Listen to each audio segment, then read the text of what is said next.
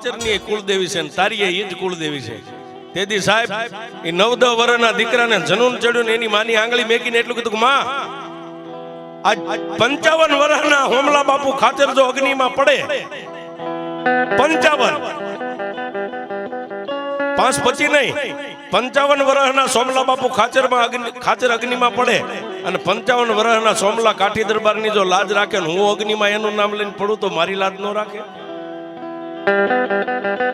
સાહેબ પોતાની માની આંગળી આમ હાથ મેકી અને જય ચામુંડા કરીને ગડગડતી દોટ મેકી પણ ક્યાં જાય? માણાની મેદલી ટોળાને આમ હશે ધક્કા દેતો જાય.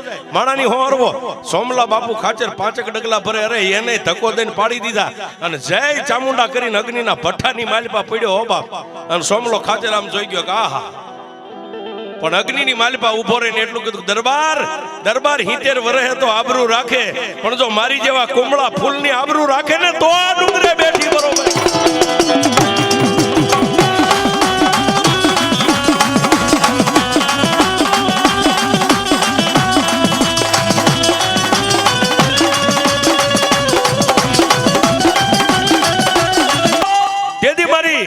ભગવતી ચામુંડા ને સોમલા બાપુ ખાચર પડી ગયા હતા. ઉભા થઈને 2 હાથ લંબાવીને એટલું કીધું કે હે માં હવે મારી નહીં હવે આ બાળકની આબરૂ રાખવાની. તેથી ડુંગર ઉપરથી ગેબી અવાજ કર્યો દરબાર જેના બાવડે હું વિષ ભુજાળી બેઠી હોય ને એને મૂંઝાવાનું ન હોય.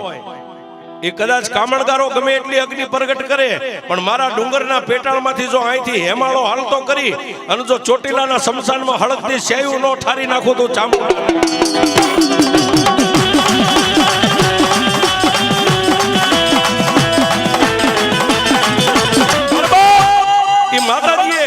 હિમાલયનું પાણી આવે એમ પાણીનો ધોધ ડુંગર નીચેથી નીકળ્યો.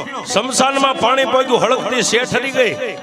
ઓલો 9-10 વર્ષનો દીકરો જે અગ્નિના ભઠ્ઠામાં હતો એમ નામ જય ચામુંડા કરીને બહાર નીકળ્યો.